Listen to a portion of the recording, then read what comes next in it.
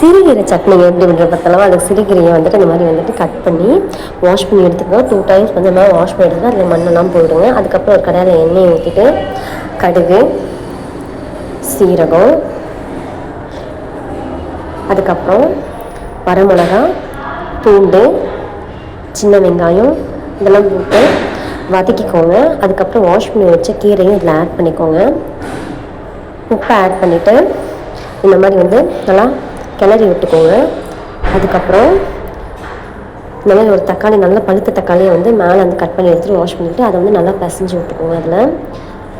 அதுக்கப்புறம் என்ன பண்ணுறீங்க அப்படின்னா அதை நல்லா மிக்ஸ் பண்ணிட்ட அப்புறம் புளி, ஒரு கொட்டை புளி வந்து அதில் வந்து போட்டுக்கோங்க.